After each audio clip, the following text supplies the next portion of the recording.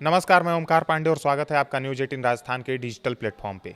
चंद्रनाथ रथ हत्याकांड में एसटीएफ ने बहुत बड़ी कार्रवाई की है। इस वक्त की सबसे बड़ी खबर आ रही है कि शुभेंदु अधिकारी के पीए हत्याकांड मामले में एसटीएफ ने बिहार के बक्सर से एक और यूपी से 2 आरोपियों को गिरफ्तार किया है। आपको बता दें कि शुभेंदु के निजी सहायक चंद्रनाथ रथ की 6 मई की रात को हुई निर्मम हत्या कर दी गई थी, जिसके बाद एसटीएफ का गठन कर मामले की तेजी से तफ्तीश शुरू हो गई थी। अब इस मामले में बड़ा एक्शन हुआ है। बिहार के बक्सर से हत्याकांड के एक आरोपी को और उत्तर प्रदेश से 2 आरोपियों को गिरफ्तार कर लिया गया है। कुल 3 आरोपियों की गिरफ्तारी चंद्रनाथ हत्याकांड में हुई है। शुभेंदु के पीए हत्याकांड मामले में यह सबसे बड़ा डेवलपमेंट है। आरोपी को बिहार से बंगाल ले जाने के लिए एसटीएफ की टीम निकल पड़ी है और मामले पर पश्चिम बंगाल पुलिस जल्द ही प्रेस नोट जारी करने वाली है। ये खबर उन सबके लिए राहत भरी है जिन्होंने पिछले 5 दिनों से इस पूरे हत्याकांड को लगातार फॉलो किया है। याद कीजिए 6 मई की वो रात जब चंद्रनाथ रथ अपने व्हाइट स्कॉर्पियो में मध्यम ग्राम के घर की ओर लौट रहे थे।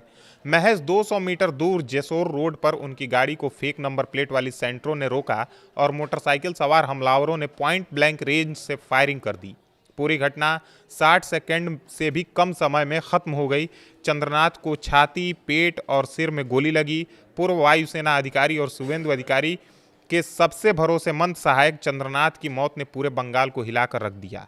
शुभेंदु अधिकारी ने खुद इसे कोल्ड ब्लडेड मर्डर बताया और शांति बनाए रखने की अपील की। टीएमसी के निलंबित प्रवक्ता रिजू दत्ता ने भी कहा था कि शुभेंदु की संयम की वजह से हजारों टीएमसी कार्यकर्ताओं की जान बच गई। अब 5 दिन बाद जांच एजेंसियों ने पहला बड़ा ब्रेक थ्रू दिया है। पश्चिम बंगाल पुलिस की स्पेशल टास्क फोर्स ने बिहार के बक्सर जिले से एक मुख्य आरोपी को गिरफ्तार किया है। उसी के साथ उत्तर प्रदेश से 2 और लोगों को भी हिरासत में ले लिया गया है। पुलिस सूत्रों के मुताबिक ये तीनों आरोपी हत्याकांड की साजिश में सीधे तौर पर शामिल थे। एसटीएफ की टीम अभी बक्सर से आरोपी को बंगाल की ओर लेकर निकल पड़ी है। रास्ते में सुरक्षा के पुख्ता इंतजाम किए गए हैं क्योंकि ये संवेदनशील मामला है। पश्चिम बंगाल पुलिस आज या कल इस पूरे ऑपरेशन पर एक आधिकारिक प्रेस नोट जारी करने वाली है, जिसमें गिरफ्तारियों के बारे में विस्तार से जानकारी दी जाएगी। जांच की गति अभी काफ़ी तेज हो गई है। याद रहे कि हत्या के तुरंत बाद एसआईटी गठित की गई थी, जिसमें सीआईडी, इंटेलिजेंस ब्रांच और एसटीएफ के अधिकारी शामिल थे। पहले 3 लोकल हिस्ट्री शीटरों को हिरासत में लिया गया था, लेकिन अब असली शूटर और साजिशकर्ताओं तक बात पहुंच गई है और उन तक पुलिस की पहुंच भी बन गई है। पुलिस का मानना है कि ये कॉन्ट्रैक्ट किलिंग थी, जिसमें बाहर से पेशेवर हमलावर तुरंत बुलाए गए थे। सेंट्रो कार, फर्जी नंबर प्लेट, मोटरसाइकिल और यूपीआई ट्रांजैक्शन के जरिए पूरे नेटवर्क को ट्रेस किया गया। बक्सर और यूपी के बदायूं संभल इलाके से मिले मोबाइल लोकेशन और सीडीआर डेटा ने पुलिस को बड़ी लीड दी। चंद्रनाथ रथ की हत्या को लेकर राजनीतिक गलियारों में भी तीखी बहस चल रही है। शुभेंदु अधिकारी लगातार डीजीपी से अपडेट ले रहे हैं। उन्होंने कहा है कि न्याय मिलना चाहिए और दोषी किसी भी सूरत में बच नहीं सकते। टीएमसी की तरफ से भी इस गिरफ्तारी का स्वागत किया गया है, लेकिन उन्होंने फिर से सीबीआई जांच की मांग दोहराई है।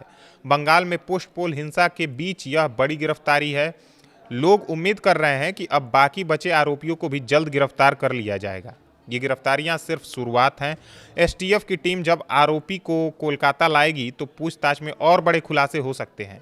क्या ये हत्या सिर्फ व्यक्तिगत बदला थी या इससे बड़ी कोई साजिश जुड़ी हुई है?